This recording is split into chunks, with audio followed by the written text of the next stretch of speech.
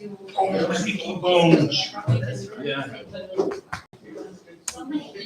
She's 11 years old. She had creaky bones.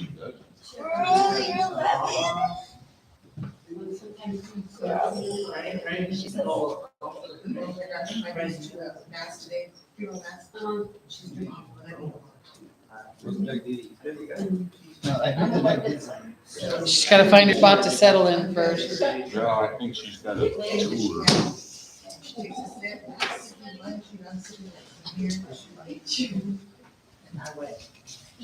Ready? No, whom I'm introducing, Araceli. What's her last name? She's not here yet. No, but she's Tulare. Burgess.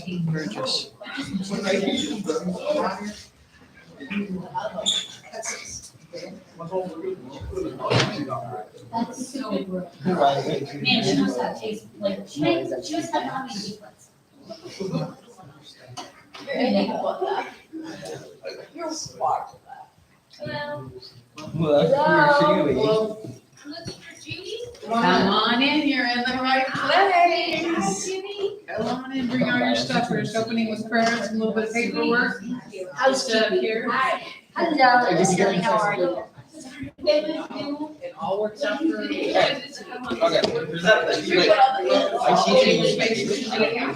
need like projection? Wonderful. The computer plugs into the TV. You can also use television. That's all.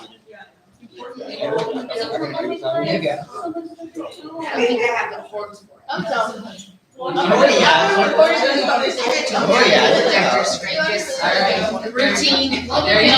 Gotta be consistent. It's not a problem. Thank you. Please stand. Hats off, gentlemen. Greg, you want to lead us in prayer, please? Okay, in the name of the Father, Son, and the Holy Spirit. Amen.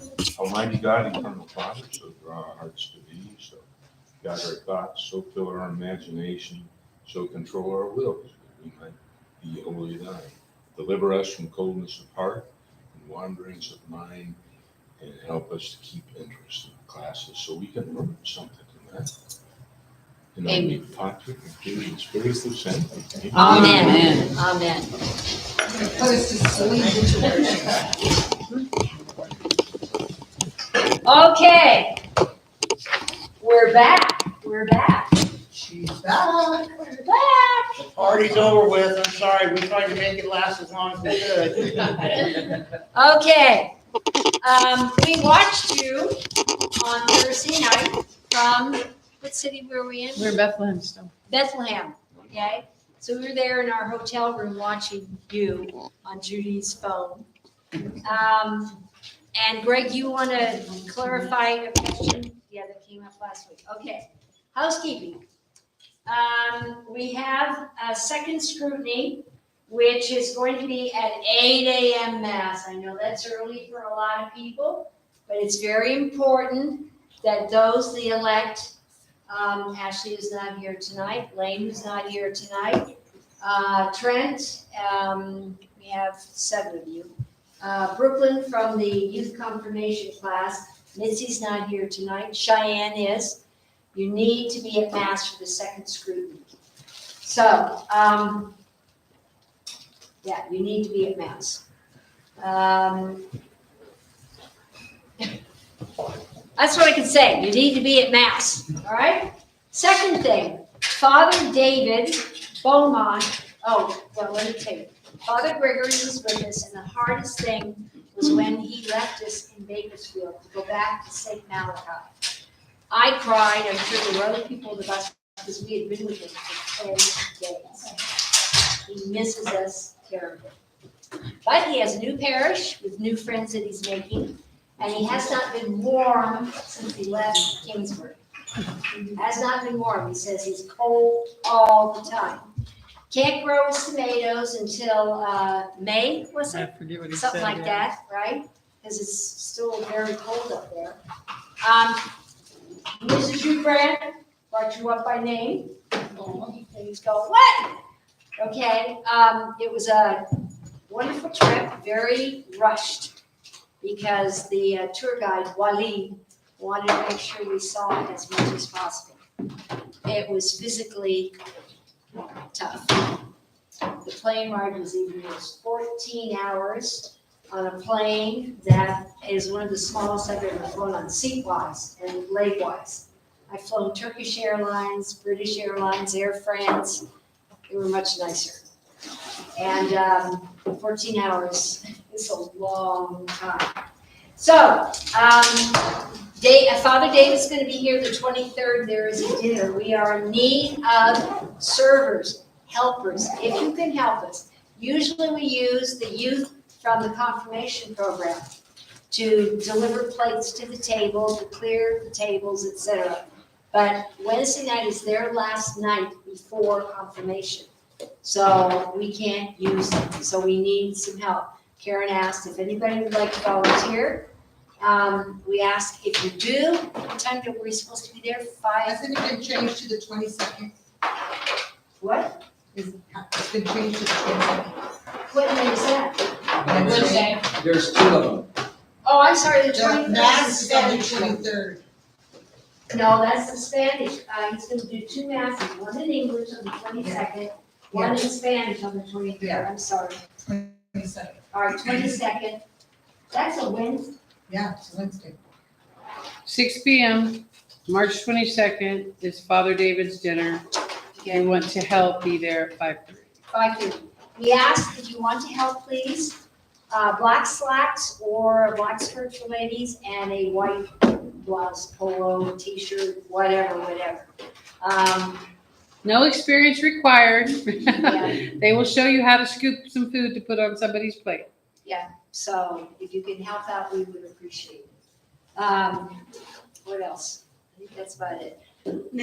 Yes. Can I just say, if anyone's doesn't have an idea on Almsgiving, this would be a perfect opportunity to, Yes, it's a very good idea. And you get to meet Father David up close and personal, which is, I mean, I'm blessed. We've had Father Gregory for 10 days on the trip, and now Father David is coming. We also had with us a priest, Father Jose, who is a Capuchin Franciscan as part of Father David's mission. Delightful priest, delightful. He was so happy to be there, so happy. And wore his brown robes the whole time. And of course, when you're in the Holy Land, you see a lot of priests running around with pilgrimages. And the Franciscans are the ones who take care of all the churches. So the last day we were there, it hailed and rained when we walked the way of the cross. So we got wet. We walked the way of the cross, and then we went into a little restaurant for a falafel. And as soon as we finished our meal, it started to hail heavily, thunder, the whole bit. And one of the pilgrims, Gloria, who's from Parlier, she suggested praying the Chapel of the Divine Mercy, which we did while we were sitting there, and it stopped raining and hailing. And we were able to continue our journey. So that was, and Carino's feet were soaked, absolutely soaked, as were quite a few of us. But anyways, so 8 o'clock Mass. Remember it's daylight savings. 8 o'clock Mass. Be there about 15 minutes early so we can get you seated. The elect need to be there. So I will be calling Lane. Is he home? Not yet. Lane needs to be there. I will be calling Ashley and Sisters in Charge of Brooklyn. But you need to be there for the second scrutiny. And then the third scrutiny will be the following weekend. Any questions? Okay, I'm only missing one confirmation saint. Well, actually 2. Don't feel bad. Okay?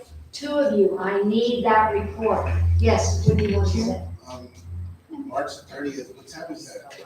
March 30th. I have it right here. Rehearsal?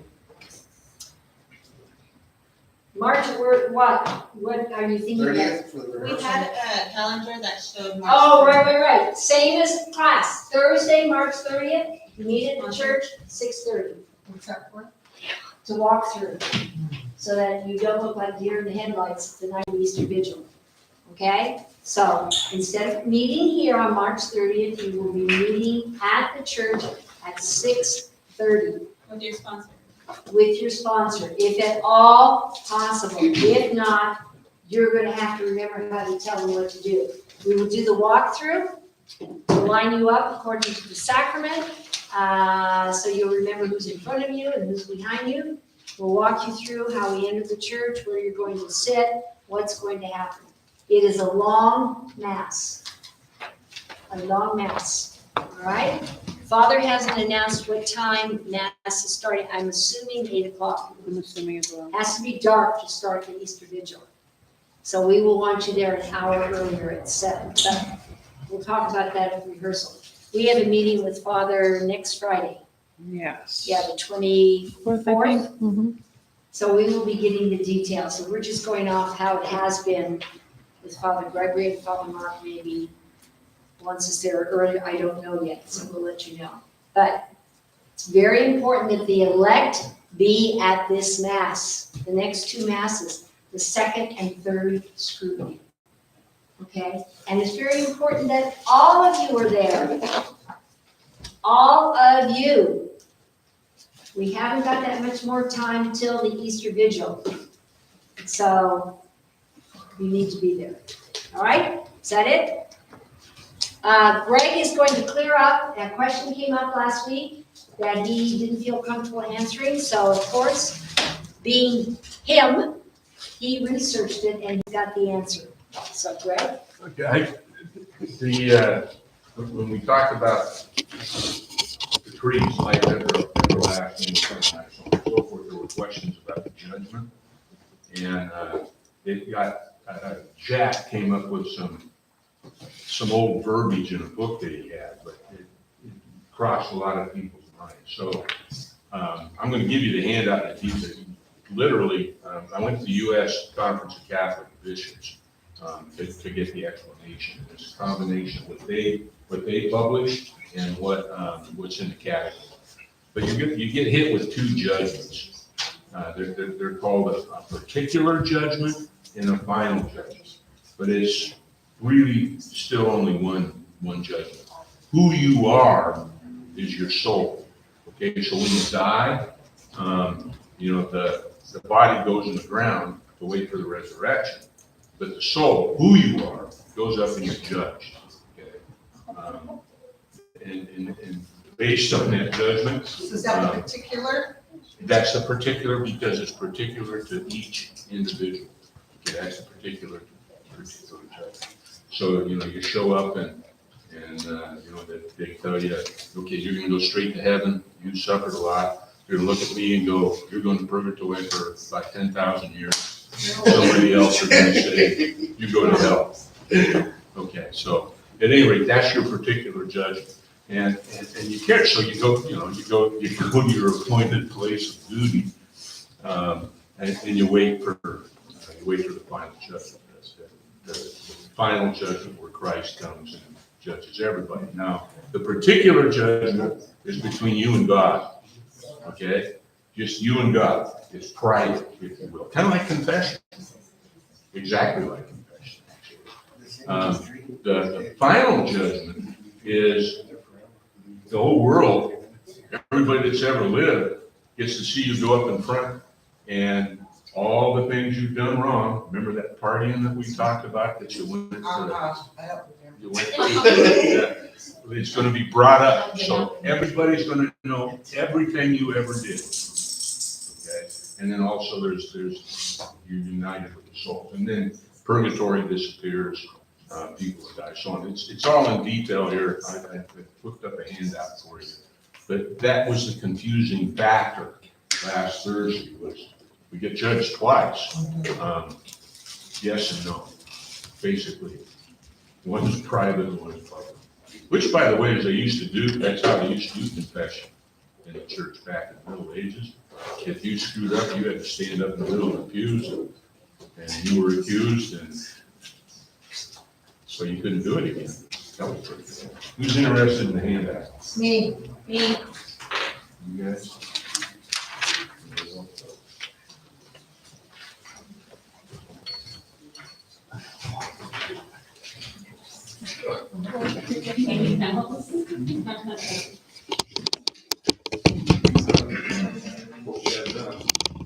No, I can go run coffee. you can make it orange, right? I'll go. Question? Yeah, we were just talking about this. Is time go faster for them than us? I'm sorry? When you pass away, it's purgatory, their time goes faster than ours. Yeah, 10,000 years. even. So when, We're just talking about, like, you know what, I'm gonna have to register. When you to said- talk to it. so when you say 10,000 years, we were talking about, okay, but I was telling him that their time is different from ours. Well, 6 yeah. months is like 6 months in purgatory, you know. We don't know for sure the That's time. why I was like, appreciate, you know, I go like, you know what? We don't know. I need to look up that now. But you were here for the class I gave, which is, Yes, sir. you go to confession. Yeah. And, you know, because you screwed up at the party, but when you die, you go, still, you have the thought in there. So that's what you go to purgatory. Right? And I've done enough stuff in my 3-4 years that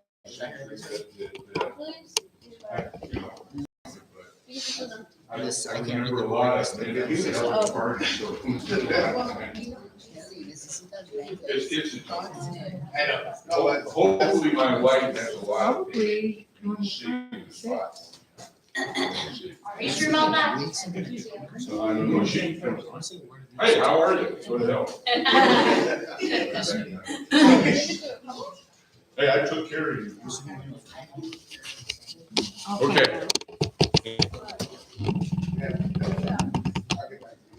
Any other questions? Leonard's making other copies if you need them. Oh, okay. He's making more copies. Okay, is that it? That's it. All right. We have a special guest tonight, okay? And we met Araceli at the Fall Festival. She came over to talk to Judy and me, so we got to know her, and we asked her if she could ever come and give a presentation here, and she graciously said yes. So then Judy texted her from Israel and said, could you come on Thursday the 16th? Because of the weather, we weren't sure we were making home in time. And if we didn't make it home in time, I was gonna call somebody and say, hey, fill in. But, come on in, hi Janet, come on in. So, we have a very special presentation and something that is very Catholic. What is very Catholic, do you think? Human life. Human life, right. We are pro-life. So Judy and I have been on the walk for life many, many, many, many times. And so we want to make this presentation tonight. And come on in, all right? You can introduce yourself and start. What time would you like me to start? When you're done. Yes. Class goes When you're to done, 8:30. Father Greg. Well, I was gonna say good morning, everyone. Right? Good morning. Good evening, everyone. My name is Araceli Burgos, and I coordinate a outreach program with Tulare Kings Right to Life called Latinos for Life. Tulare Kings Right to Life is an educational outreach program out of Visalia, but we cover the Tulare and Kings County area. We have 3 outreach programs. The whole purpose of these groups is to spread the pro-life message through presentations, info booths, also teaching pro-life apologetics and connecting people in crisis situations with local resources within our communities.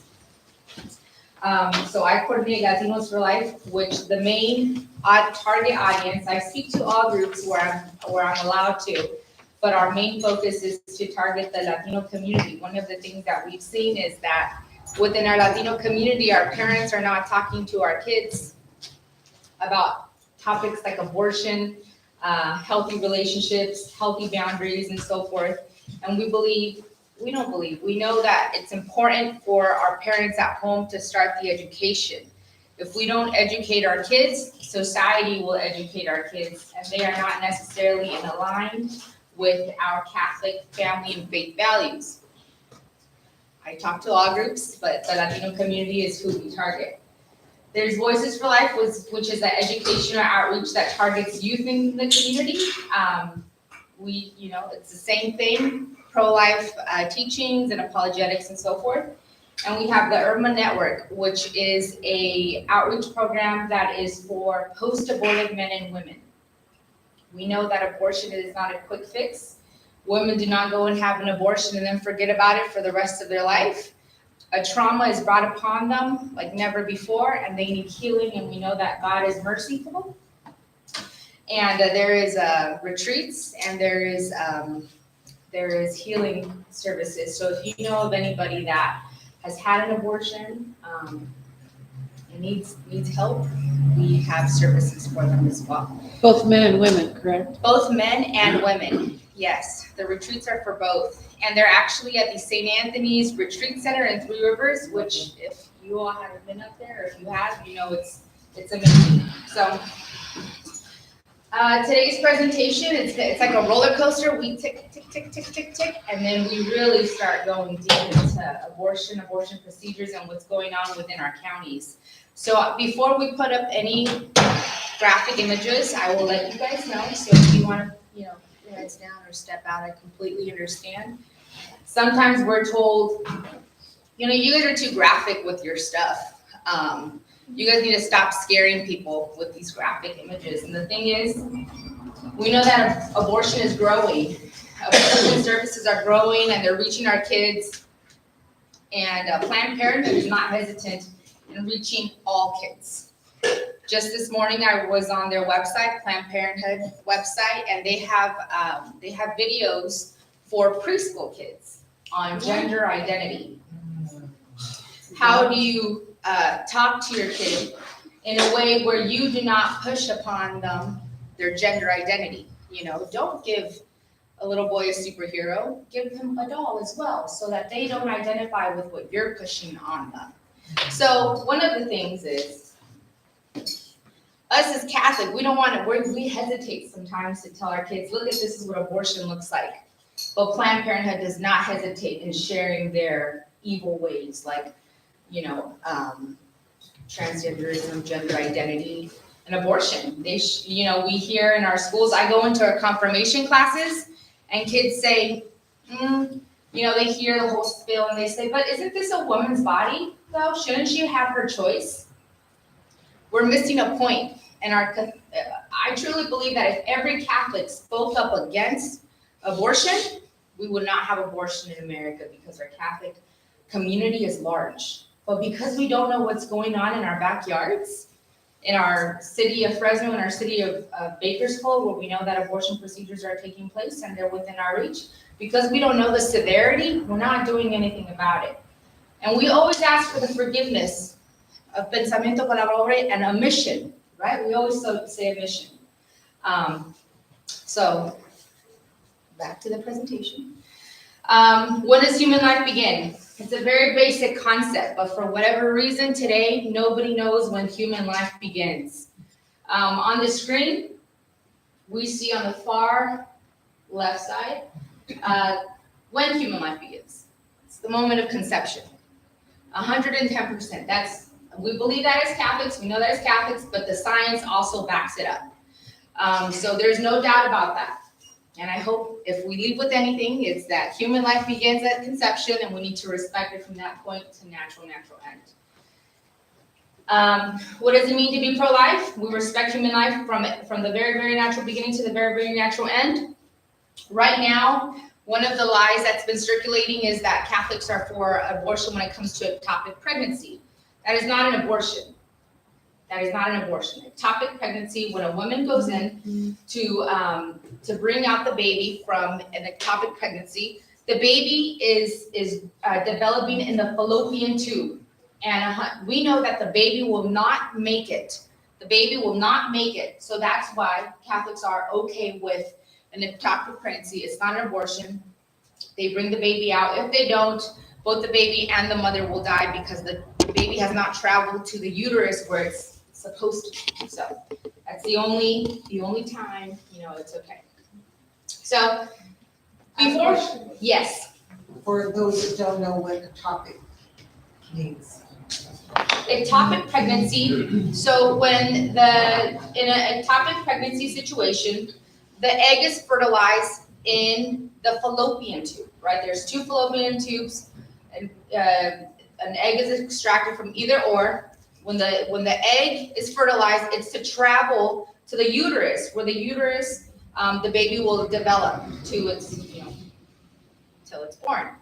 Sometimes the fertilized egg does not make it to the uterus. It stays in one of the fallopian tubes. And it implants and it begins to grow. The baby begins to grow. There has never been a case where the baby survives from an ectopic pregnancy because it didn't arrive to the uterus where it's supposed to grow. To be nurtured. But I Properly. think that's I've heard one of my friends actually had an ectopic pregnancy, and they told her that they were going to do the DNC, and actually she waited, and the baby traveled, and she has a baby. Okay. So, I'd say that. So when the baby implants in the fallopian tube and it begins to grow in the fallopian tube, it will die, and it won't, and it'll also kill the mother. So that's an ectopic pregnancy. If the baby traveled to the uterus, then that's where it's supposed to be, and it'll develop to. But can it stay in the tube and then travel? I mean, is that? If it doesn't implant. Okay. Yeah. When it implants in the fallopian tube and the placenta needs to grow there, it's not moving anywhere. And the fallopian tube cannot expand. It's a very narrow tube for the uterus. It's very narrow, and when it bursts, a lot of the women bleed to death with that. So one of the yes. My daughter, we almost lost my daughter to that. They got her to the hospital in time, but she literally almost died when they. My nephew's wife, the same. Yeah. Same, she almost died. So one of the things that I like to share, especially with youth, is, we are pro-life from the very beginning to the very, very natural. And today we're going to emphasize a little bit about the unborn child, because we know today that about 356,000 babies are murdered at the hands of abortion at the end of every year. That's one every 92 seconds. And so I like to share a little bit about the early human development. Why? Because for every stage in human development, in the womb, there's a different abortion procedure because the baby is different in size. So on the screen, we see the very first trimester of our life. We all went through this phase, and I like to share a little bit of some visuals. So one of the most common abortion is the first trimester 3-month abortion, and that's this baby right here. I like to share, the pro-life message with kiddos as well. We don't talk about abortion. We just say, look, this is what you look like when you were in your mama's belly.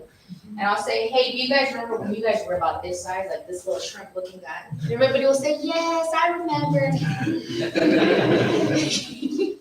Okay. So this is the most common abortion. Interesting, 3 months. Someone in a confirmation class said, who was it? King Herod, who was killing all the 3-year-olds? And All baby boys under 3 years. Yeah, and 3-month-old is the most common abortion. Anyways, interesting information. But so this is the very first trimester. Most common abortion is 3 months. This is the second trimester here. About 2 years ago, we went down to UCSF. There's a medical training facility out there, and they were convincing mothers who were in their first trimester. They're referred there, and they encourage mothers to wait for the second trimester. They have a specific procedure to end the life of a second trimester baby, which is 14 to 26 weeks. This is a 26-week-old baby. This is what we have at the second trimester. And they had an interesting, a different procedure on ending the life of an unborn child. Usually they inject digoxin into the head or the chest to end the baby's life in the womb, but they were not injecting digoxin. They were bringing out the baby alive. We know that after 20, I think in Valley Children's, 22 weeks is the youngest baby that they've kept alive with medical assistance. And they keep them alive and use them for human experimentation. If you guys want to look it up, David DeLayden has been an undercover investigator who actually had his case go to the has a case at the Supreme Court level. They sell baby parts. They use them for experiments. Planned Parenthood here in Fresno, Maramonte, was under investigation for having receipts and so forth. You guys can take my word. You guys can look it up yourself as well. This stuff is very serious, and nobody's talking about it. It's not on the news. It's not on. You don't go on your social medias and hear about this. And Planned Parenthood is a very powerful organization, and they suppress this kind of information. And we were out there protesting because they were selling baby parts, and they continue to do so. UCSF, Pittsburgh, these are all colleges that our kids are going off to become, medical staff, doctors, physicians, and so forth, and this is what they're teaching. I know that some nurses have even received, very, very big sign-on bonuses from Planned Parenthood. They have a lot of money, and they are encouraging people to, become members of their work, and it's horrible. We had a bill not too long ago that was moving forward that would encourage students to become medical staff for Planned Parenthood, and they would get their loans forgiven. I go to presentations and I say, do you guys know how far along you can have an abortion? People say, oh, a couple of weeks, 2 weeks, 3 weeks. Right now it's 9 months. AB 2223 passed. It's 23 days afterwards. What does that mean? That means that if a baby is born from a botched abortion, the mother of the child and the doctor have up to 23 days after the baby has been born alive from a failed abortion, which failed abortion in this case means that the baby's still alive. They have 23 days after the baby's born to decide if they're going to continue providing medical care for the child or if they're going to withdraw nutrients and the baby will pass. 23 days. AB 2223. You guys can look it up. It's a bill. It was Prop 1 was on the, Prop 1, yeah, Prop 1 covered all of that yes. in California. And so lots of people said Roe v. Wade has been overturned. It's a great victory. It is a great victory in a sense. And unfortunately here in California, it's a really big, scary thing. Why? Because our state is big on pushing abortion. They want to bring everyone here to California for abortion, pay for their transportation, pay for childcare, pay for the procedure itself at the cost of our tax dollars, your tax dollars, my tax dollars. Everybody's tax dollars are going to be used to cover a woman from some state where they don't have access to abortion to travel here if she has kids, if she's working, pay all expenses for people to come here to California to get an abortion. So it's very unfortunate. With the overturning of Roe v. Wade, it's a lot of work for California. Planned Parenthood has tried to develop just in our hometown of Visalia. They tried last year. They're trying again now. They're trying to develop in Tulare. They just want abortion access for everyone, all women. So Visalia is the only Planned Parenthood one in Fresno right now? Is that the only clinic? that provides abortion procedures. We have one in Visalia, but they provide the abortion pill, Which is also before, which is, Texas, in Texas, it's before the court, so that's going to affect that. yeah, they have the heartbeat bill. So if you could hear the heartbeat, they're not allowed abortion, which we know that after 21 days, there's a heartbeat. And so California would be the providers of abortions for, places like Texas who are really restricting abortion. So. And the vaccinations are also, some vaccinations even have aborted babies. Yeah, so there's speculation about those things. I really don't know about when it comes to vaccines, but we did hear about some vaccines that had aborted fetal cells. Now, I don't know much about that, unfortunately, so I apologize. But this is the third trimester baby, 24 to 40 weeks. So just to recap, that's the human development. We're gonna discuss different abortion procedures, and so if we kind of wanted to see that development process, we have this really cool video. It's not a bad video, it's a good video. Live Action, who are, they're the biggest pro-life organization throughout the United States. They put out really cool content. They made this video of their early human development. It's important to humanize the unborn child. It's important to humanize the unborn child. Because once we humanize the unborn child, once we know that the thing that the mother is carrying is not just a clump of cells, that it's an actual human, there is no debate about it. With a conception, if they're ill, if whatever these excuses that people are using to have an abortion, there is no excuse that justifies killing an unborn child. But first, we need to start with humanizing the unborn child, because if there's something successful that Planned Parenthood has done, is they've been able to convince that the unborn child is not a human, right? It's just a clump of cells. It doesn't look like a human, so it's not. If the mom is in a poor situation where she's struggling, then she should have an abortion, because that's going to be her solution, right? So they come up with all these really creative ways to convince people that murdering the unborn thing that's in the womb is not a child. But so we like to emphasize that in every conversation that we have, in every presentation. It's important to remind everyone, okay, this is a life, and they're murdering the unborn life. So this is a really nice video, just to kind of recap. The lights? Yeah, that would work, yeah. Just to recap the human development process. Does it have a title? It's called the Baby Olivia video.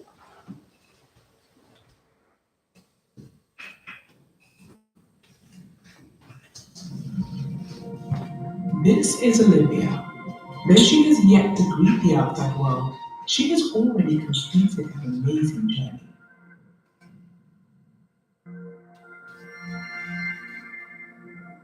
This is the moment that life begins. A new human being has come into existence. At fertilization, her gender, ethnicity, hair color, eye color, and countless traits are already determined. She begins to implant in the uterus about 1 week after fertilization. Her cells organize into what we call an embryo. At 3 weeks and 1 day, just 22 days after fertilization, Olivia's heartbeat can be detected.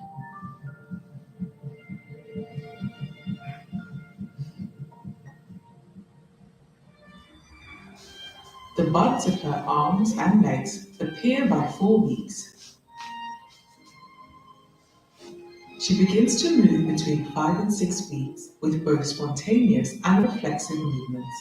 At 6 weeks from fertilization, her brain activity can be recorded and bone formation begins. She can bring her hands together at 7.5 weeks, and separate fingers and toes emerge. She can also begin to hiccup.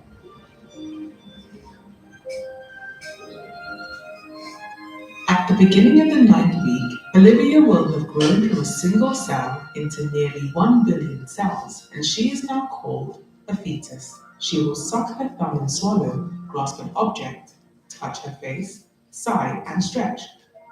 At 11 weeks, she is playing in the womb, moving her body and exploring her environment.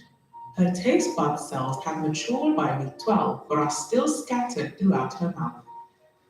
Her mother will first sense Olivia's movements between 14 and 18 weeks, an event called quickening. Beginning at 18 weeks, ultrasounds show speaking movements in her voice box. Around 20 weeks, with a lot of help, babies have survived outside the womb. At 27 weeks, her eyes are responding to light.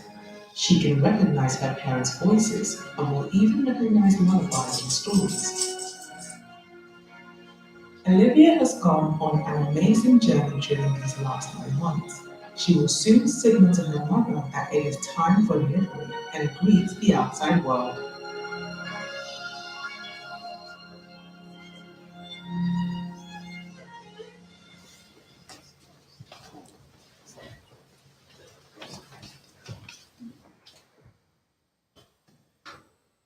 So one of the things that when I think about when I watch that video is, sometimes I'll give presentations and people will say, they'll see this imagery, and unfortunately, a lot of women have experienced miscarriages. And my mom experienced a miscarriage very early on in her pregnancy.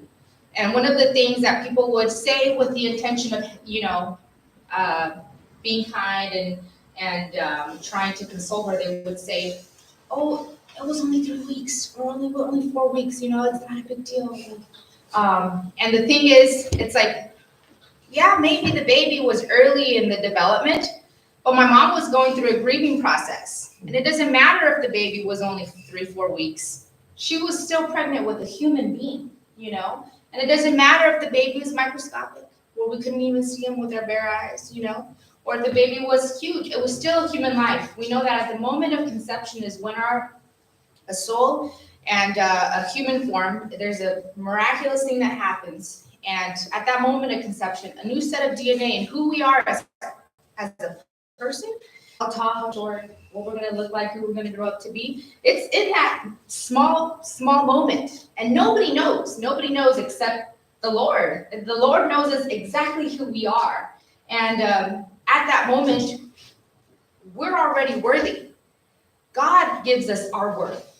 We grow up in society where society says all these things about who's worthy in life and who isn't, right? If the kid, has a disability or something wild, then you look at them differently. But we know that without a doubt, our worthiness comes from the Lord. It's at that moment of conception that our life unravels here on earth, and no one can take our worth away.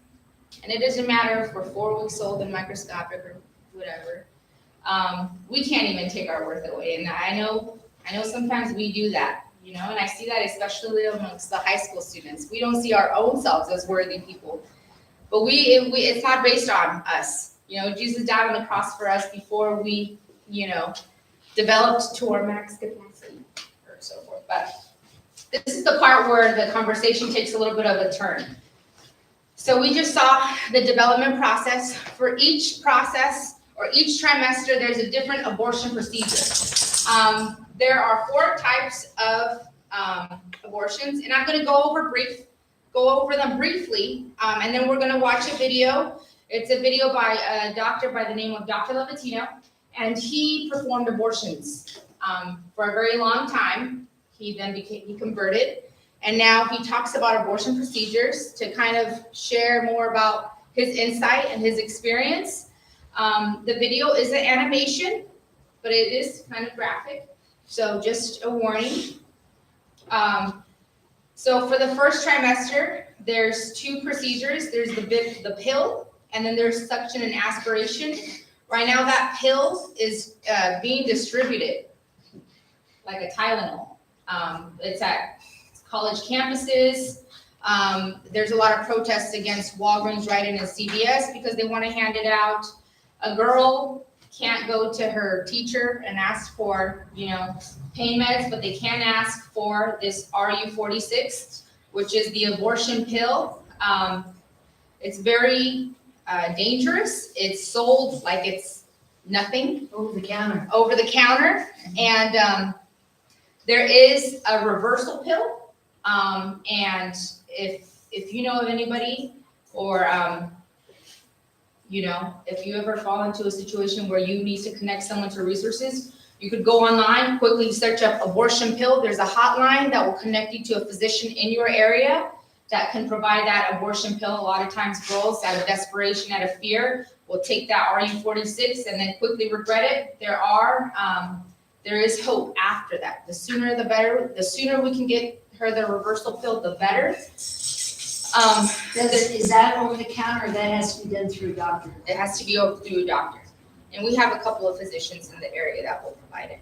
I know Once you take the pill. once you take the abortion pill to provoke a miscarriage, there is a reversal pill that can How undo. long is the gap usually? I mean, It's about 20, I think within the 24-hour range. But I can't be corrected on that. Yeah. Just Google it, abortion pill, there's a hotline, they'll connect you to someone in your area. I know in Tulare and Kings County, we have about 4 physicians who will provide it. I'm not sure about Fresno County, they probably have it. Oh, I appreciate it, because I've done this for a while now, I get nervous just like when my friends. She knows it too. So, for the second trimester, it's a surgical, abortion, dilation, and evacuation. Because the baby is bigger, the procedure is different than a suction and scrape. And then the third trimester is the induction abortion. It's a 3-day procedure. The mom delivers a baby. The only difference is she delivers a dead baby. There's a digoxin process where they stop the baby's heart. And it's in the third trimester. So I'm gonna show you guys this video. It's an animation by Dr. Lovatino. He covers all abortion procedures. It's an animation, but it's still pretty graphic. So here we go.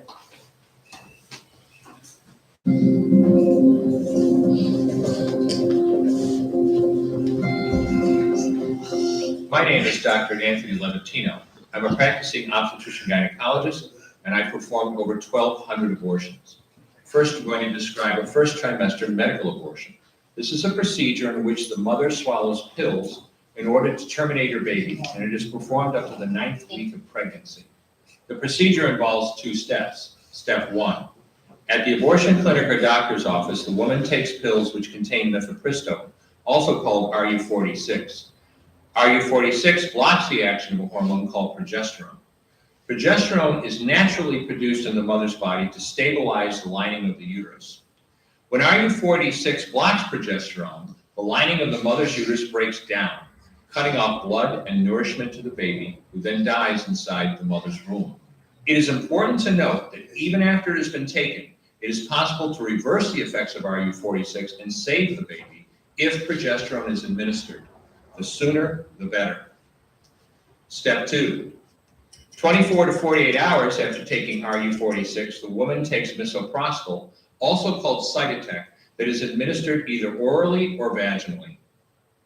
RU46 and misoprostol together cause severe cramping, contractions, and often heavy bleeding to force the dead baby out of the woman's uterus.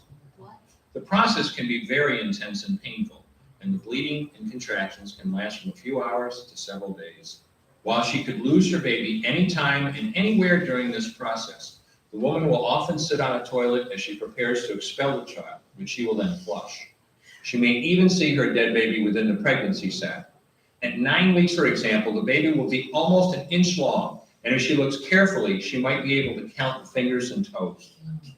After she has disposed of her baby, the woman may have bleeding and spotting for several weeks. Bleeding lasts, on average, 9 to 16 days. 8% of women bleed more than 30 days, and 1% require hospitalization because of heavy bleeding. RU46 is only FDA approved for the first 7 weeks of pregnancy. While RU46 can be used off-label up to 9 weeks, the failure rate increases as the pregnancy progresses.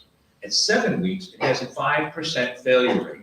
At 8 weeks, an 8% failure rate, and at 9 weeks, a 10% failure rate. If failure occurs, she will usually be offered a surgical abortion. For the mother, medical abortion often causes abdominal pain, nausea, vomiting, diarrhea, headache, and heavy bleeding. Maternal deaths have occurred, most frequently due to infection and undiagnosed ectopic pregnancy. First trimester surgical abortion called suction DNC, dilatation and curettage. This is the most frequently performed abortion and is used typically from 5 to 13 weeks of pregnancy. After administering anesthesia, the abortionist uses a speculum like this. This is placed inside the vagina and opened using this screw on the side, allowing the abortionist to see the cervix, the entrance to the uterus. The cervix acts as a gate that stays closed for the duration of pregnancy, protecting the baby until it is ready for birth.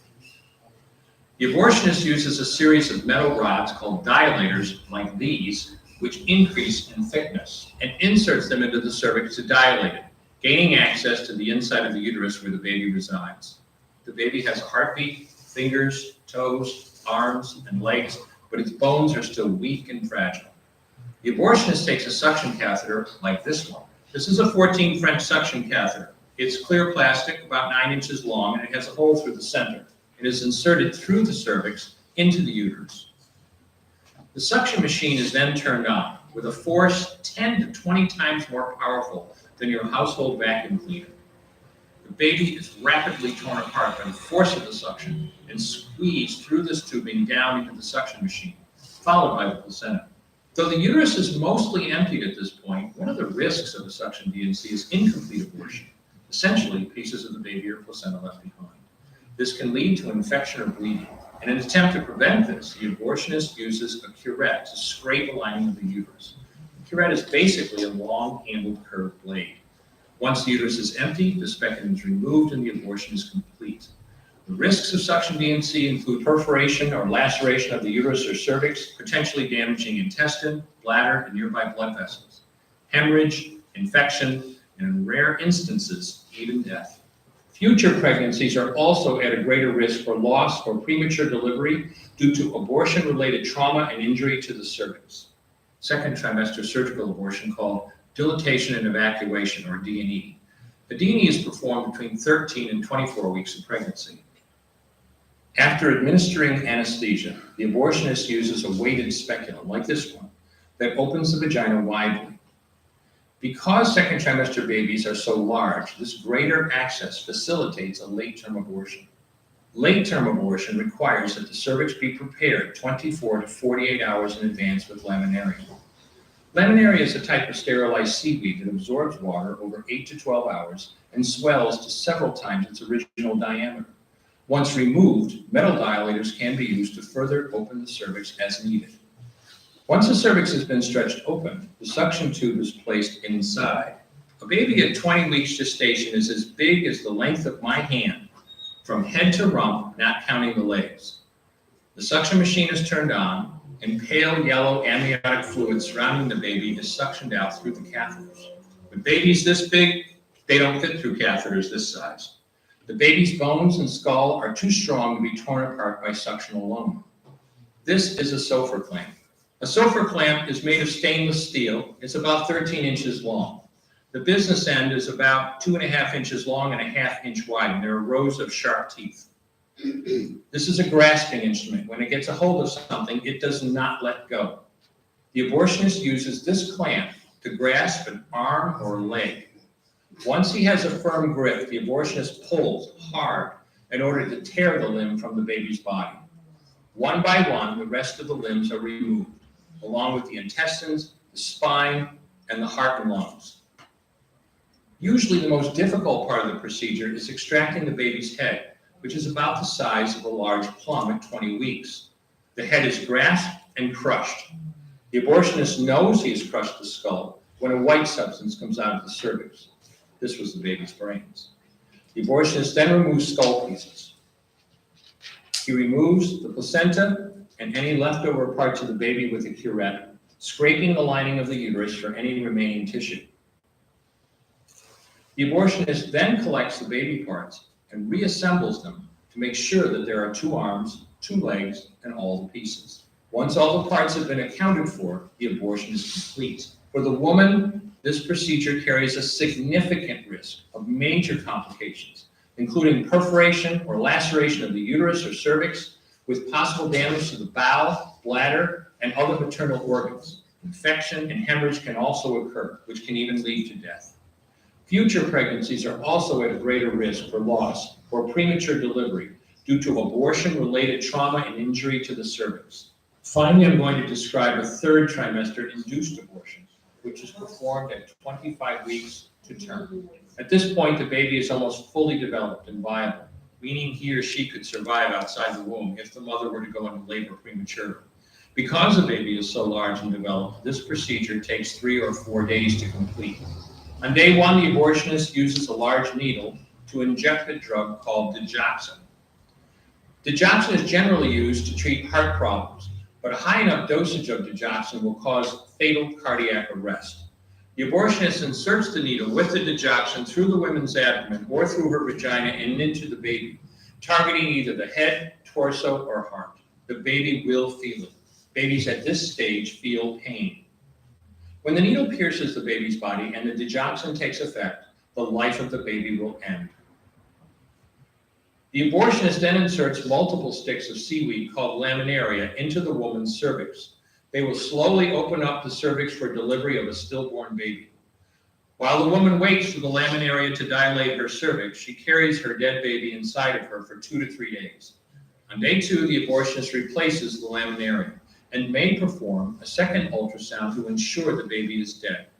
If the child is still alive, he administers another lethal dose of digoxin. The woman then goes back to where she is staying while her cervix continues to dilate. If she goes into labor and is unable to make it to the clinic in time, she will give birth at home or in a hotel. In this case, she may be advised to deliver her baby into a bathroom toilet. The abortionist then comes to remove the baby and clean up. If she can make it to the clinic, she will do so during her severest contractions and deliver her dead son or daughter.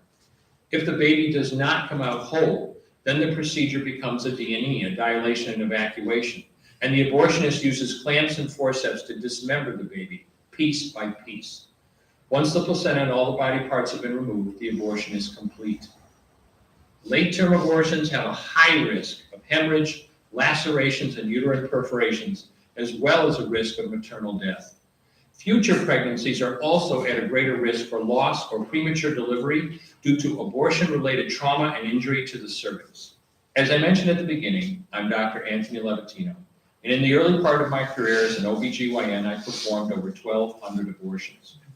One day, after completing one of those abortions, I looked at the remains of a preborn child whose life I had ended, and all I could see was someone's son or daughter. I came to realize that killing a baby at any stage of pregnancy for any reason is wrong. I want you to know today, no matter where you're at or what you've done, you can change. Make a decision today to protect the preborn. Thank you for your time. I will no longer do any more abortions. When you finally figure out that killing a baby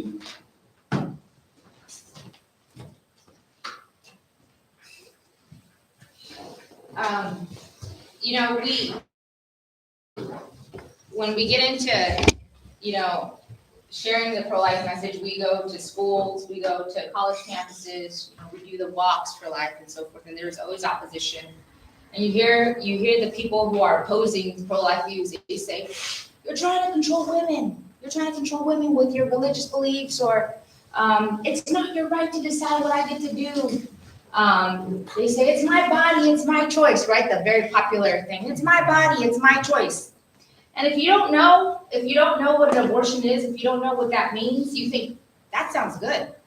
My body, my choice, it's women's empowerment, it should be. It sounds catchy. And people base their opinion off these catchy phrases.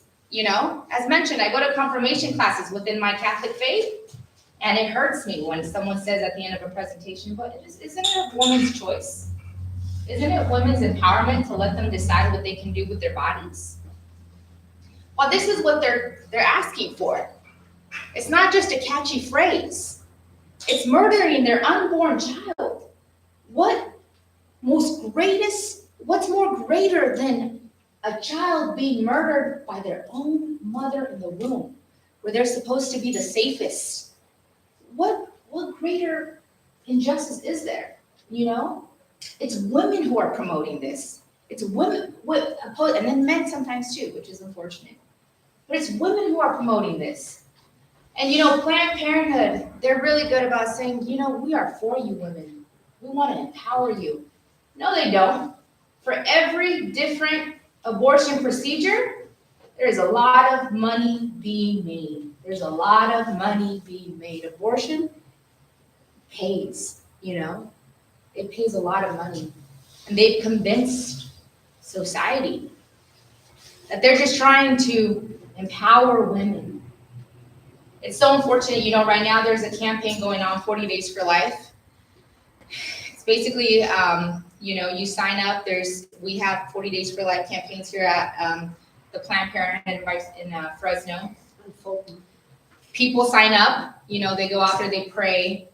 Planned Parenthood doesn't like it because the statistics show that when people are out there praying and providing resources for women who are scared, who are showing up, their numbers dip, And it's unfortunate because when girls are there for an abortion. Like, depending on how far along they are, usually they're instructed to wear pajama bottoms, wear loose clothes for the procedure. And during these 40 Days for Life campaigns, Planned Parenthood, they know about 40 days. It usually aligns with Lent, so they know when it is. They don't hire, they recruit volunteers. You go out there, you pray your rosary, you notice these volunteers. They have their vests. And they are instructed. They know when the girls are there for their appointments. They're instructed that when they see the girl, show up to Planned Parenthood, they are instructed to go over and have a conversation with her and keep her distracted from the pro-life people on the sidewalk who are praying, who are saying, hey, we could help you with the Care Pregnancy Center. We'll adopt your kiddo. There's other options. You don't have to do this. These volunteers for Planned Parenthood, they're instructed to distract the girl from these pro-life people, these sidewalk counselors that are out there for 40 Days for Life. This last time that we went up there, we went to 40 Days for Life, the last campaign. They did their thing. The girl shows up, she's there for abortion. She has pajama bottoms. She's scared. She wants to look, but they, keep her, looking in the direction where she needs to go. And they're very, they don't grab them. I'm sure they, have boundaries and so forth, but they're really, let's walk you to the door.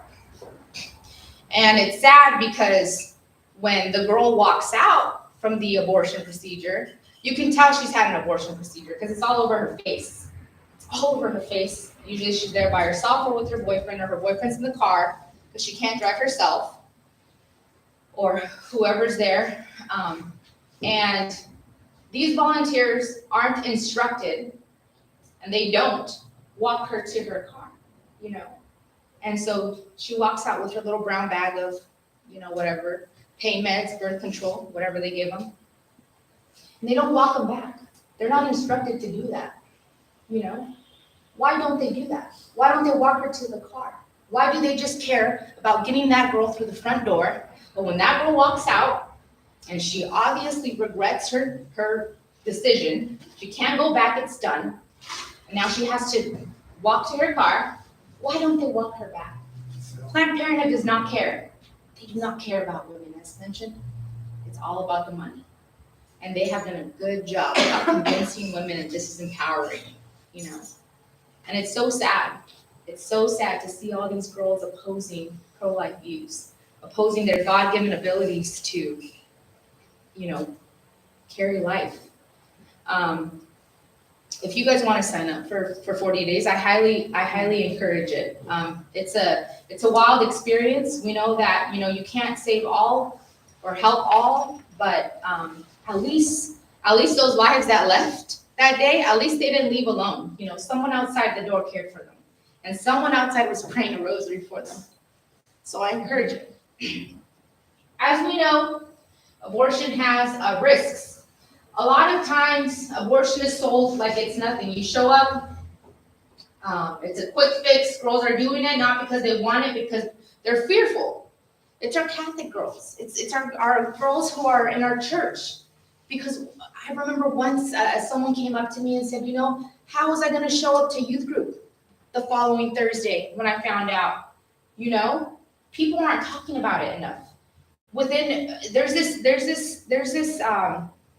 misconception that we don't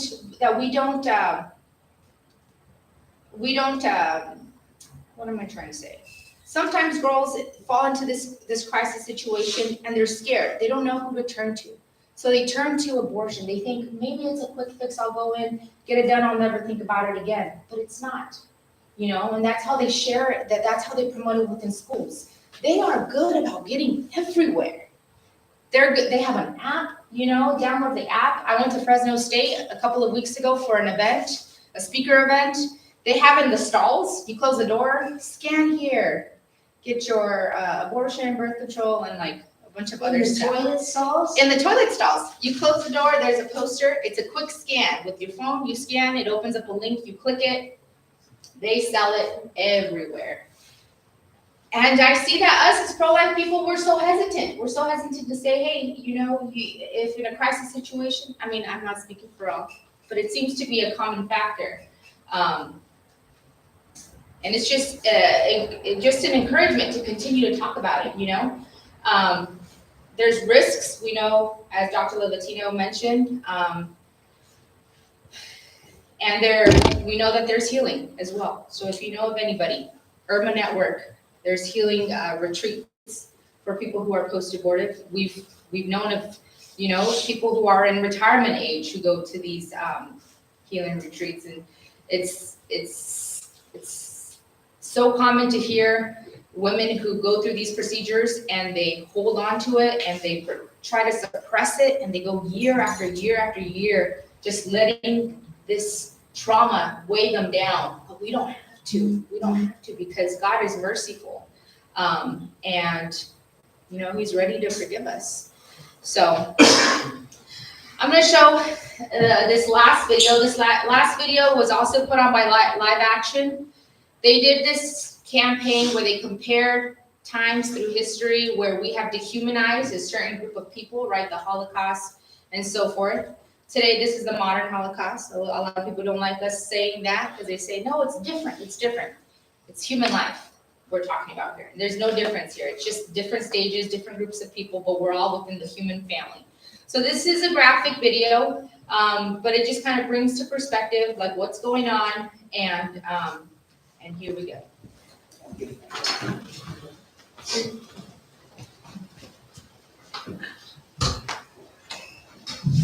I have a dream that one day this nation will rise up, live out the true meaning of its creed. We hold these truths to be self-evident.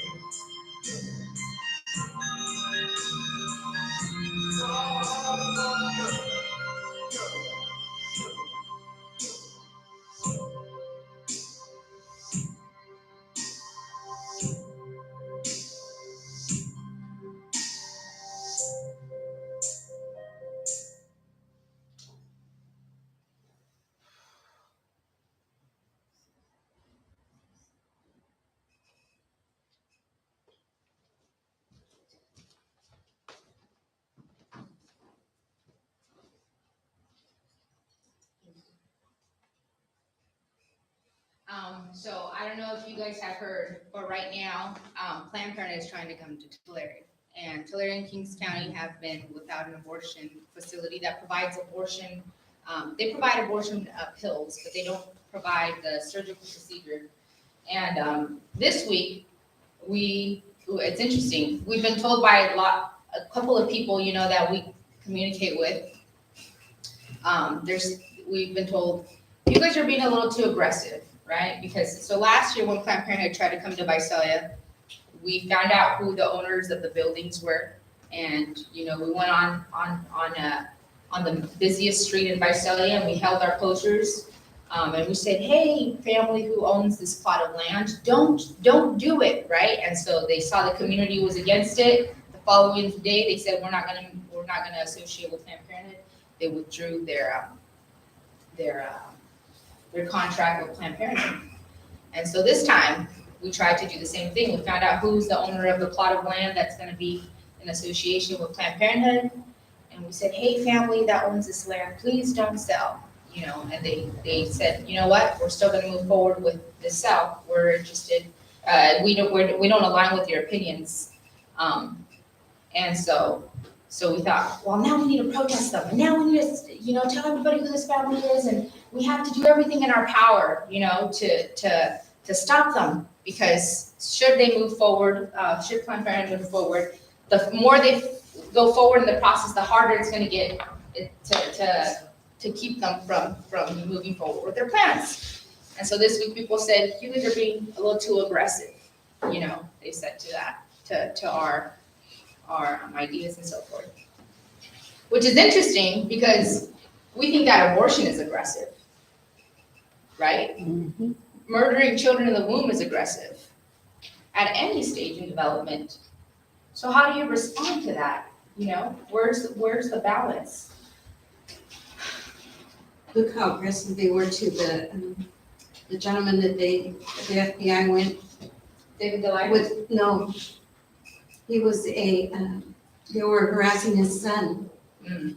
And there came with SWAT teams and the FBI came and he won in court. But I can't remember his name. But It just it happened, would, huh? yeah, it just Him and happened. his wife. The wife, and in front of, they arrested him in front of his kids Oh. and his wife. Full tactical gear. Yeah, gunfight. And Was he the gentleman that they attend the traditional Latin mass and they're considered terrorists? Yeah, I think so. Yeah. Because they're traditional Latin mass Catholics, and we have some who are not here tonight. And the Southern Poverty Law Clinic considers them terrorists because they are so orthodox. And then a big time senator or something asked the head of the FBI, why did you do this? And the guy's like, oh, like basically, I don't know. And he's like, what do you mean you don't know? Your men came in with full tactical gear to this man's house. So yeah, there was a big thing going on right now about that. because we're supposed to be like gentle and quiet and not really complain and protest. But the opposite side can terrorize and can be loud and can be vulgar, but we have to kind of, and I think we just need to be more vocal and maybe not vulgar with it, but be stronger at what we have to say. Well, prayer and confirmation. Praying and waiting for confirmation. Prayer and then waiting for confirmation that the Lord is guiding our steps and it's not from the Lord, from us, and that's something that we've been doing a lot. Praying and waiting for that confirmation, which, requires a lot of patience and of course above all faith. But it's a reality. And it's interesting that we live in a society, I remember hearing people say, one day we're gonna live in times where what's good is bad and what's bad is good. And you defend this, you go to a college campus or a confirmation class or a youth group and so forth, and you're the crazy one for saying abortion is wrong. It is ending the human life. And it's graphic images and so forth, but we're at a point where it's expanding with a fire. And I dare ask everyone to put this at the top of the list. There's so many human life injustices, so many things that we could get involved with, you know. I remember when my friend and I, we were raised Catholic, you know, and she was the youth group leader, and we went to a retreat, and you're on fire for the Lord, you know. You want to say yes to every ministry. Yes, I want to be part of the youth group. Yes, I want to help build a new church. And yes, I want to do this. Yes, yes, yes, yes, yes, yes, yes. And I think all of those things are beautiful. All of those things are beautiful. But if we allow abortion to continue, none of that is going to matter.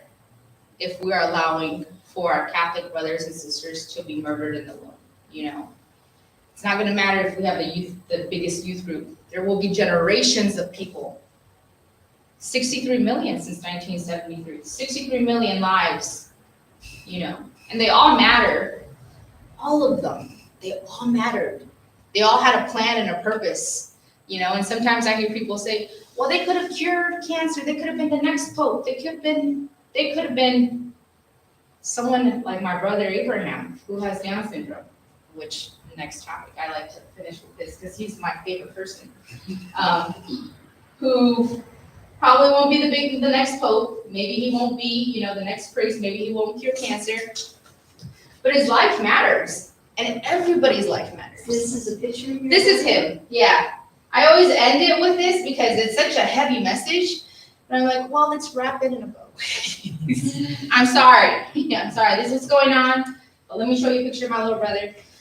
He's 4 years old, and you know, special needs is one of the common things that people use to dehumanize unborn lives. They say, oh well, you know, people will say, well, if he's going to suffer, you know, if he's going to suffer when he's born, what's more humane? And that's kind of one of the dumbest thing I've heard in my life, but it's also something that convinced me when I was in high school. I remember I had a debate team with a gal. I was raised Catholic, so of course I was pro-life. I took the pro-life stance, and she said, well, what if you know that the baby is going to be born and they're going to live a hard life? Wouldn't it be more humane? And that's basically her message, but she presented it in a way where it was convincing, where you're like, is it more humane? You know? Anyways, so my little bird, when he was about 6 months in the womb, he was a surprise baby. My mom didn't know she could have babies. He was a surprise baby. There was an ultrasound that took place, and it was a little close-up of his heart. We saw that he had some, you know, some different things.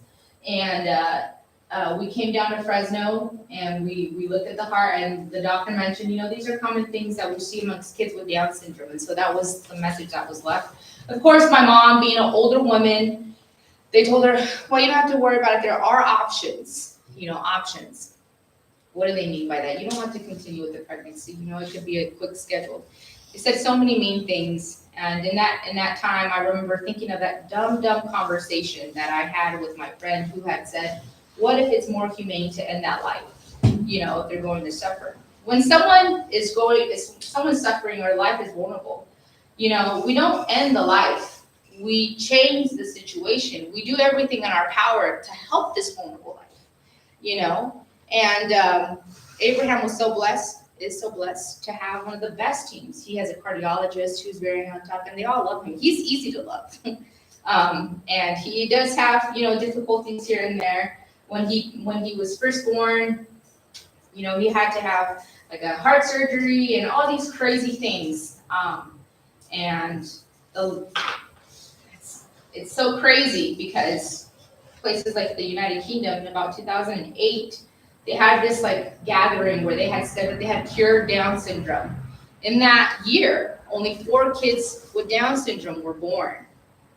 They had pre-screened all pregnant women, and if they had that Down syndrome possible diagnosis, they had the baby aborted. And you know, they celebrated this. There's a video of them all coming together and celebrating, we cured Down syndrome. And that's wild. That's wild. And, you know, today we have the choice of taking all of this information and praying about it and saying, Lord, if you're calling me to do something about this, whether it be a prayer, whether it be handing out a pro-life prayer, whether it be standing maybe one day at 40 Days for Life, or inviting us over to your home to talk to your kiddos or the youth group or so forth. It doesn't matter. God uses all of us. All of us. I hope you guys don't forget about this information. It's a lot. It's a lot, and it's easy to put it in a box and put it away, right? It's hard to accept that this is a truth and take responsibility for it. And it is our responsibility because we're part of the human family. And these are our human brothers and sisters that are going through the injustice.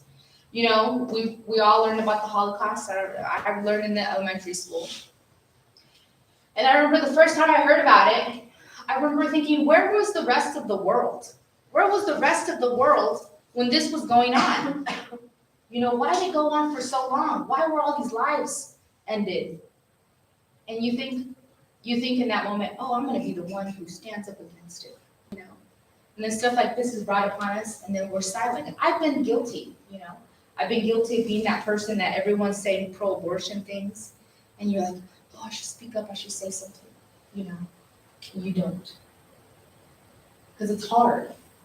I remember what I was in a class, one of my college classes. There's about 50 students, and it was when I had first started. I was first year of college, and the teacher said, like, raise your hand if you're pro-life. And I thought, everyone, you know, just me and some other guy. And you feel dumb. You feel like, man, am I wrong? Like, where's what? You know, it's not an easy thing in a society that promotes abortion like it's nothing. So I do hope that you take this information today, and I really do hope that you pray about it. And when that moment comes, should it be God's will, that you are called to say something about it, I hope you do. You know, and I hope that you don't forget about this. Once we take the right to life away, nothing else matters. Nothing. You know. So, I have a prayer. I have a question. Yes. You know, the whole point of pro-life, people seem to forget about half of it, which is it doesn't end at birth.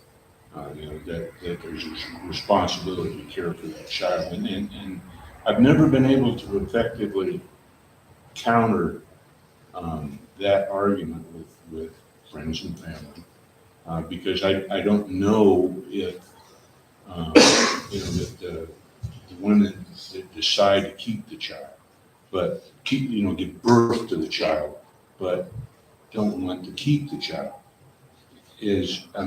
What are the odds of, say, 10 women that decide to give birth to the child but want to give it up? Are there adoption procedures that Yes. all of those 10 babies will be taken care of? Oh, yeah. I have a family member who was not capable of raising a child. And she had a baby girl, and she is adopted by a wonderful family whose 2 other children are adopted. So they have Ariana, Jax, and Saoirse. And all 3 are adopted because Tish was not able to have children. And there are agencies. You can go online and you can get all the information and a profile of the parents. And the parents came out to California and were there when the baby girl was born and took her home with them 2 weeks later. And she's now 6 years old and very bright. And yes, there are options. Oh, yeah. And the Care Pregnancy immediate? Center in Dinuba. There is waiting lists of parents. Yes. Okay, My wife and I were going through the adoption process. If we had wanted an infant, we would have waited years. As it was a year before we got Brayden and Henry, and they were 4 and 3. But if you wanted an infant, you're on the waiting list, and it's years. It's not that there isn't baby, it's not that there's not parents available. Yeah. It's there's not babies available. Yeah. Okay. And it's interesting because sometimes you'll hear girls who are defending abortion that will say, oh, I couldn't put up my baby for adoption. Like I couldn't live with myself knowing that my child was out. Yeah. Yeah. Which I'm like, what? What do you mean? It goes back to that disconnect that The we have disconnect. forgot that the unborn are living. Yeah. They are alive. Yeah. We've desensitized society into thinking it's a clump of cells. Yeah. It's not viable until it's out of the womb. And now it's not viable unless it's wanted. Yeah. And it's wild because you're totally right. There is a disconnect. Not too long ago, there was information about beagles being used for experimentation. These cute dogs were being used. They shut down the whole operation, when animal rights activists found out that beagles were being used for experimentation. And during the pandemic, there was images that came out where it was, I think it was baby skulls that were attached to the back of rats. And there was hair. You could see that where the skull had been placed on the rat, and there was human hair coming out of this rat.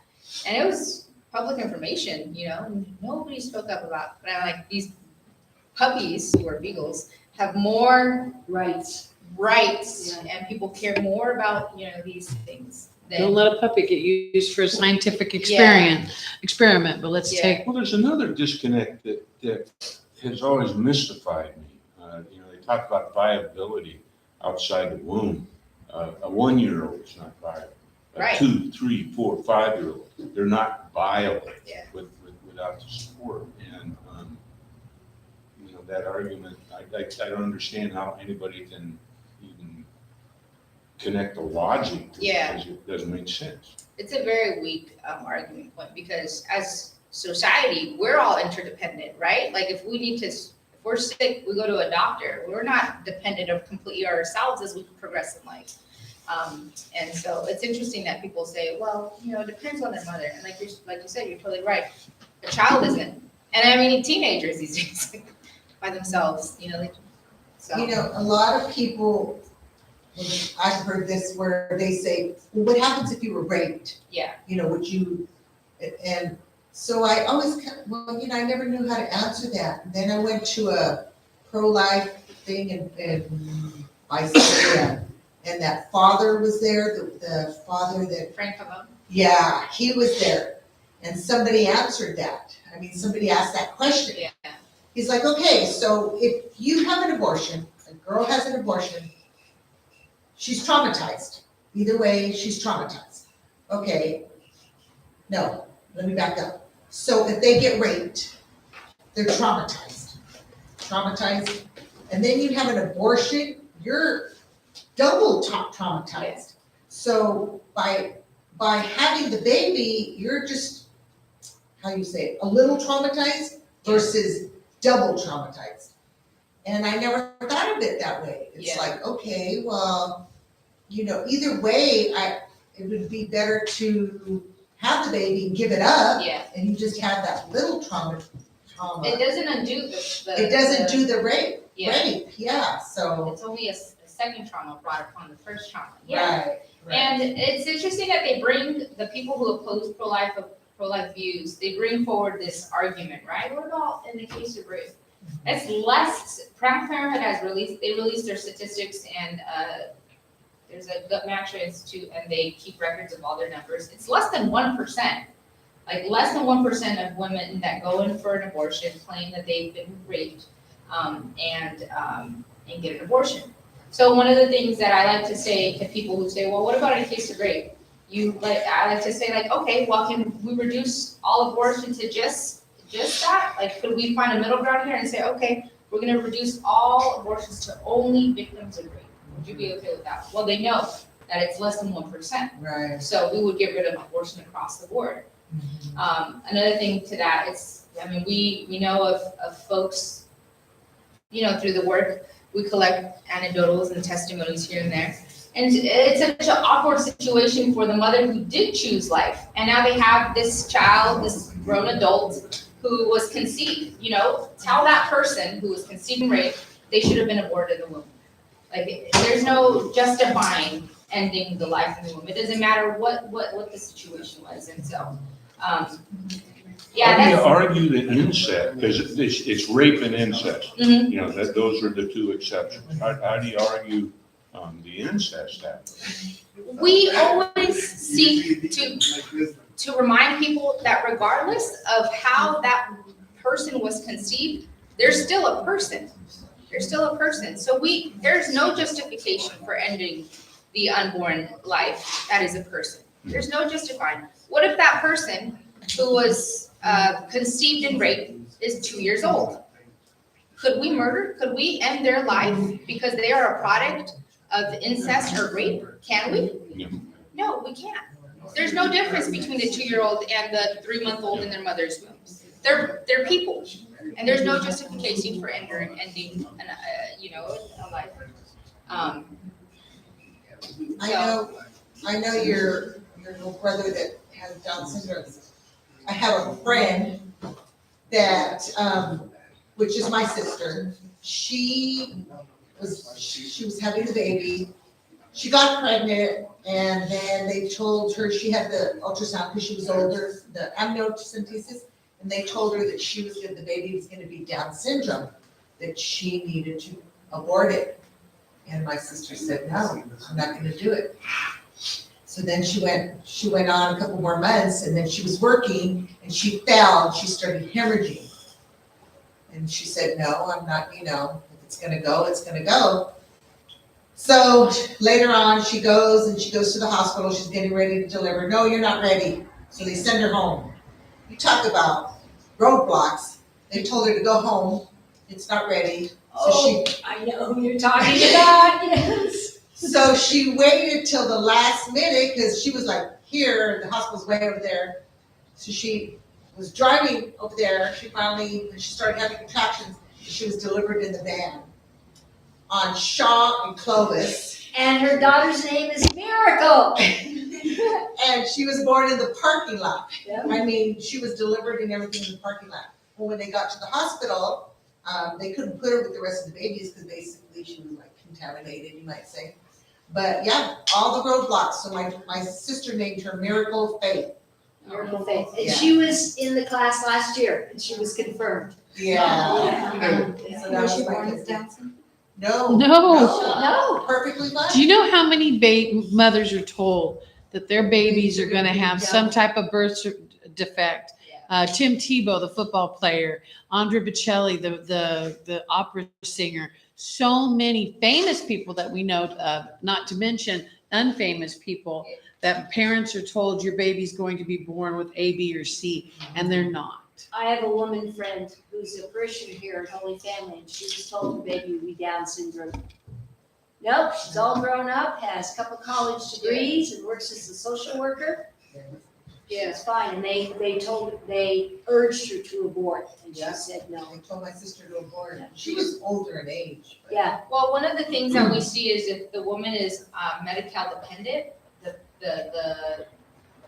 their medical providers will encourage that because they think if this kid is, does have disabilities and they're Medi-Cal dependent, the probability that they will rely on a system for the rest of the years is going to be inconvenient, right? And so it's easier to say, well, have an abortion. and that ends the financial drain on the Yeah. system.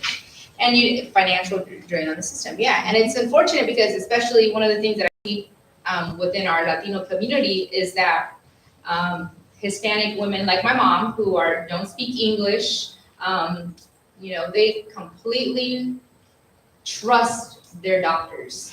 If the doctor says it's not a baby or do this or do that, no question. It's common, especially like my mom. She didn't go past. I think it was. She didn't finish elementary school. Her education level was very low, and so they see a medical professional and they trust everything that they're saying, and they think, well, this person's going to send me off to where I need to be and has my best interest. And we see that a lot. A lot of women are in the same case, and these doctors are promoting abortion. And so, and as mentioned, Medi-Cal dependent. What saved your brother?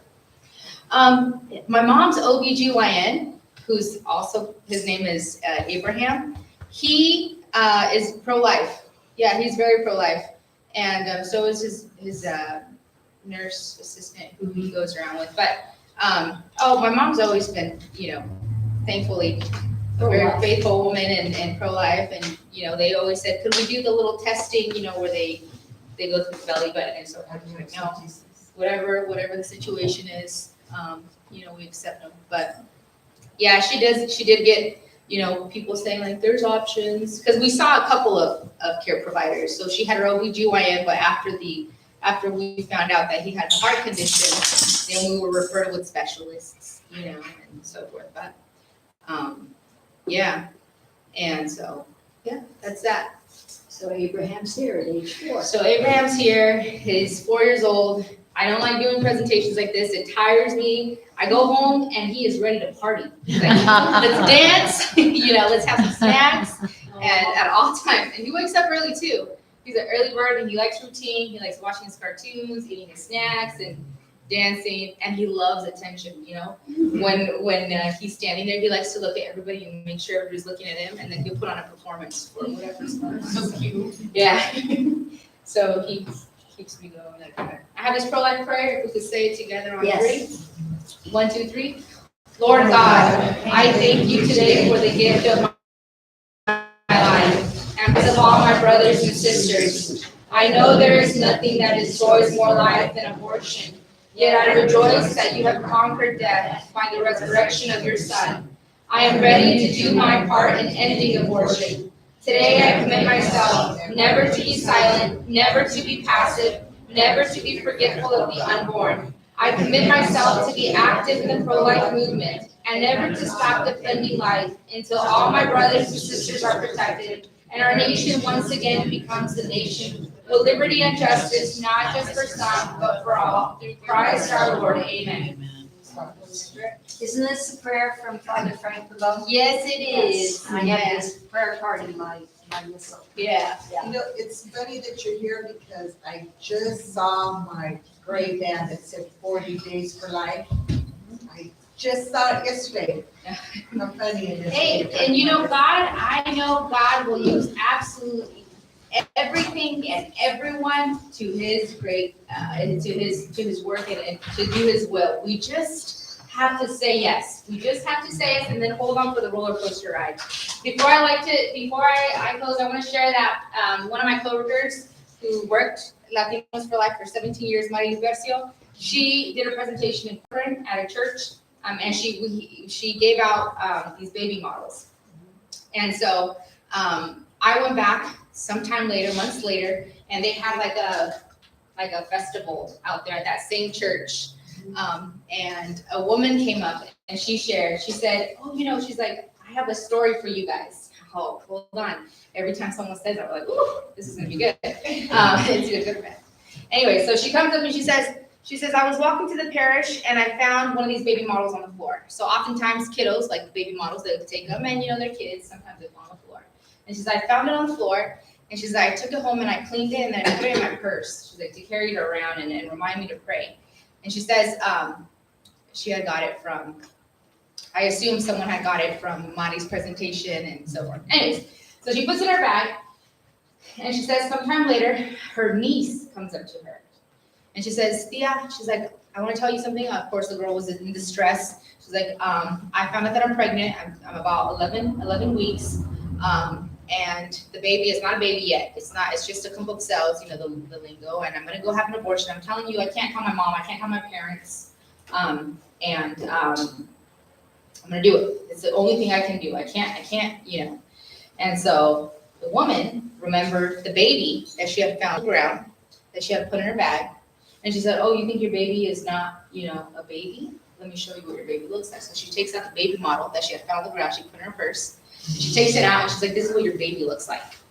And her niece, reflected, of course, leaves. The aunt doesn't know what the niece is gonna do. She can't tie her, to a pole and hold her there for 9 months. So she just sends her on her way out with the baby model. The girl, later, obviously, everybody finds out she's pregnant. She decides to move forward with the pregnancy and she has this baby. I haven't gone back in a while. but, and it was all because God used a baby model that was on the floor, and because of that baby model, there is a life that was saved. So without a doubt, God can use anyone, anything. We just have to show up and say yes and hold on for the ride. Just have to say yes. So oftentimes people say, I can't defend pro-life apologetics. Well, we're not all called to defend pro-life apologetics. Maybe we're just called to carry a baby in our bag. Maybe we're called to send a prayer. We just have to be willing. We just have to be willing and say, yes, God, you can use me. And God will use you. And it's so great. When I started my job as a staff with Tulare King's Right to Life, Abraham was 6 months old. And when I don't want to do this, I think, Abraham. Abraham was my gift. The Lord sent me Abraham as my little rock. And the Lord provides you everything that you need. And he takes you out of your comfort zone. He will take you where you don't know familiar territories. He'll take you out to the unfamiliar and he'll say, trust me. You don't know anything here, but you just trust me and I'll take it from there. And he will take it from there. What can we do? We can pray about it. It all starts with the prayer. God, what can we do to be the force that is against abortion from continuing? Because now with this information, we today will either be the force that helps abortion continue, or we are going to be the force that helps abortion end. No in between. And you get to choose for yourself today. Am I going to be the force that allows abortion to continue, or am I going to be the force that allows abortion, or that stops abortion in its tracks? No in between. It starts with the prayer. It starts with the prayer, and God will hear our prayer. We ask that you be active. Look up the news articles. Follow, the pro-life news outlets and social medias if you're on the social medias, or it's easy to not want to take responsibility for this. It's easy not to look into this stuff. My dad, he always says, "Oh, mija, no me digas nada. Don't tell me anything. I don't want to know." It's easy. It's easy to block it out and not take responsibility, but we have to. We have to, because the Lord's going to ask us one day, when this was presented to you, what'd you do with it? And that's scary. Scarier than staying silent to the person who has this crazy abortion idea. So we pray about it, we get educated, and we ask you to just be a messenger. You just never know. You just never know how God's going to use us. He uses all differently. And it just starts with a prayer. Don't forget this information tonight. Offer it up in prayer and see how God uses you. I thank you so much for allowing me to be here with you guys today. Thank you for coming. It's a heavy message. It's a heavy message, and it's uncomfortable, and it makes people uncomfortable, but murdering babies in the womb is uncomfortable to the life that's being murdered in the womb. Let's think about that, And so I ask you if you're connected with the Bible study, with the youth group, with anything, we will come to everyone and anywhere. We'll share this information because it's important information, and lives are being ended because of our unawareness. And I dare say, put this at the top of your list, because whatever we're working on, it's not going to matter if people are being murdered. If our right to life is at stake, and it is. Are you allowed in the schools or no? There's a lot of pushback.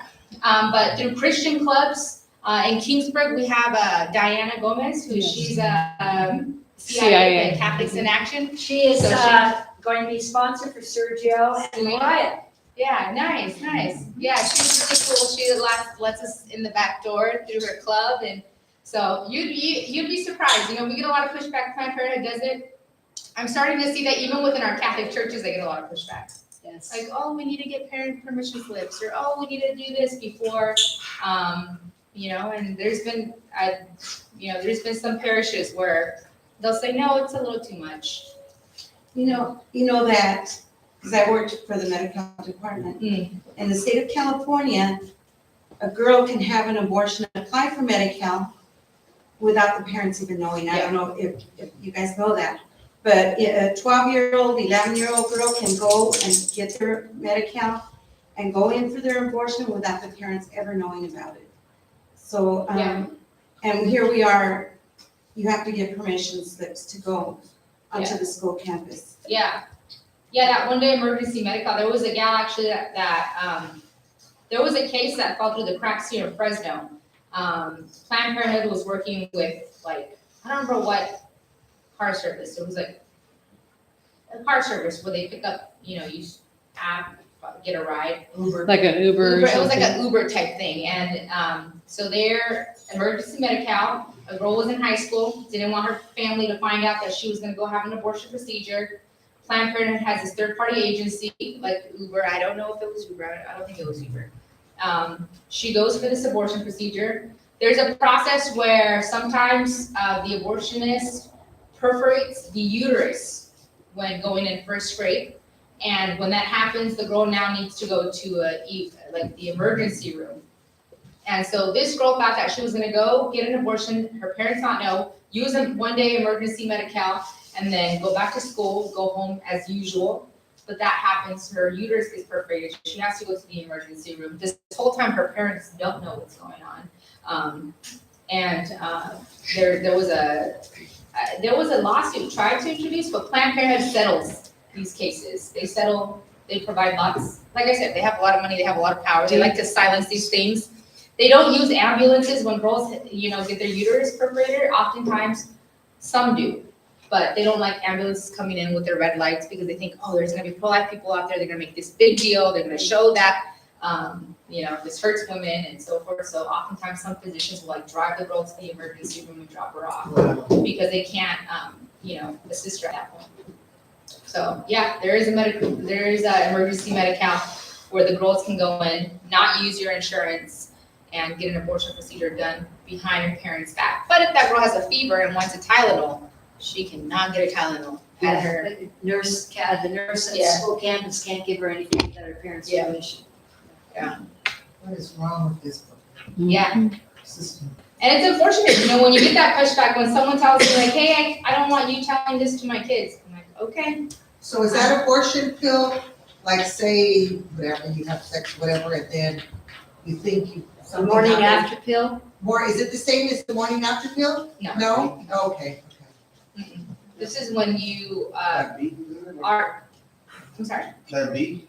Yeah, so what you're speaking of is Plan B, but So is that the same, that's not the same as an abortion, right? it isn't because with the RU46, the woman is pregnant. And so this pill, the two pills, they Oh, provoke okay. a miscarriage. So the morning after is not the same. It prevents the egg from implanting. Yeah. So, We're all, as Catholics, we're against all of that. But. Wow. Any more questions? I thank you very much for coming. Just be aware that there is, if you know of someone or whatever, there is always help for a pregnant woman and her baby, whether she chooses to raise the baby or give the baby up for adoption. There's a care pregnancy place in Dinuba that Holy Family supports. And we often have a drive where we gather diapers and clothing and whatever other baby things so that a pregnant woman can go in and get supplies for her baby. Pregnancy care, so Dawning's over in Dinuba. Yeah, so anytime anybody is contemplating abortion, our first goal is to get them to a care pregnancy center because care pregnancy centers offer free pregnancy tests and they offer free ultrasounds. And so one of the things that care pregnancy centers do when they provide an ultrasound, they encourage the mom to see what's going on. And Planned Parenthood, they give the option like, you don't want to see this, that's fine, don't look. Because they know that if the mom hears the heartbeat and sees the baby in the womb, the probability that they'll go forward with the abortion decreases. So when a girl is contemplating having an abortion, we want to send them to Care Pregnancy Center, who not only will provide the free test and the free ultrasound, they have lots of resources to help the mom continue with her pregnancy. And so there's a couple. In Dinuba, there's Dawning's. In Visalia, we have Care Pregnancy Center. Hanford has one called Crossroads. Fresno has a couple of care pregnancy centers as well, and they are all, you know, they have. And they're not all run by Catholics. There are Yeah. Christian brothers and sisters. When we go on the Walk for Life, the majority of those that do the walk are Catholic. But our Baptist brothers and sisters, our Lutheran brothers and sisters have joined us over the years and walk with us. And so it's always encouraging to see our Protestant brothers and sisters also involved in the pro-life movement. So, Yeah. but we did get a compliment from a Baptist minister at the Walk for Life years ago, and he said, well, you Catholics were there first, but we're catching up with you. We're in the pro-life movement. Yeah, and he was a speaker, very great speaker. He was here this year too. Judy couldn't go, she was sick, so. So, thank you so much. God bless you. God bless you. You know, it's difficult work. Okay, let's end with another prayer.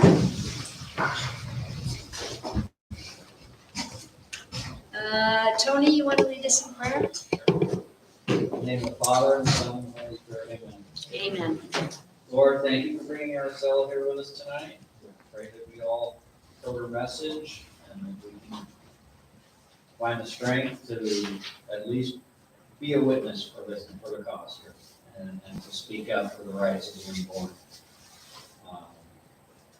And pray that if anyone that we know is in need of some help, we can find some resources to help them through the time of a difficult pregnancy. Pray that we all get home safe tonight. And thank you for bringing us here, and that Judy and Nancy made it home safe from the Holy Lamb. I hope we've had a good time. Our Father, Who art in heaven, hallowed be thy name. Thy kingdom come, thy will be done, on earth as it is in heaven. Give us this day our daily bread, And and forgive us our trespasses, as we forgive those who trespass against us. And lead us not into temptation, but deliver us from evil. Amen. All right.